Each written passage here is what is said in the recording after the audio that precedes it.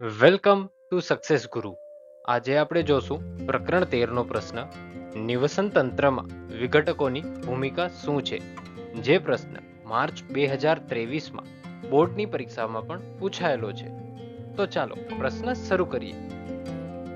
વિઘટકો એ એવા સૂક્ષ્મ જીવો છે જેમ કે બેક્ટેરિયા અને ફૂગ, જે વનસ્પતિઓ અને પ્રાણીઓના મૃત શરીર તેમજ ઉત્સર્ગ દ્રવ્યો પર પોષણ માટે આધાર રાખે છે કે આધારિત હોય છે. તે સજીવોને વિઘટકો કહે છે. ઉત્સર્ગ દ્રવ્યો એટલે શરીર માટે બિનજરૂરી અને હાનિકારક પદાર્થો. વિઘટકો શું કરે છે તે જાણીએ. મરેલા જીવોના અવશેષોનું વિઘટન કરે છે. તેમને સરળ પોષક તત્વોમાં બદલે છે, એટલે કે જટિલ કાર્બનિક દ્રવ્યોનું સરળ અકાર્બનિક દ્રવ્યોમાં વિઘટન કરે છે.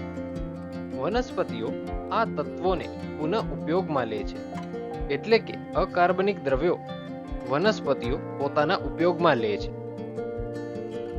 વિઘટકોની અગત્યની ભૂમિકા. તે માટીમાં પોષક તત્વો વધારે છે. તે પર્યાવરણને શુદ્ધ રાખે છે અથવા શુદ્ધ રાખવામાં મદદરૂપ બને છે અને પોષક ચક્રને જાળવી રાખે છે. વિઘટકોની દ્રવ્યોના ચક્રીય પથમાં અગત્યની ભૂમિકા છે. વિઘટકો દ્રવ્યોના ચક્રીય પથમાં અગત્યની ભૂમિકા ભજવે છે. હવે સારાંશ જોઈએ.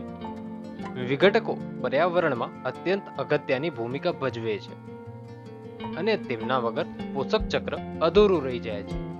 Thanks for watching. આવા જ એજ્યુકેશનલ કોન્ટેન્ટ માટે સબસ્ક્રાઇબ કરો સક્સેસ ગુરુને.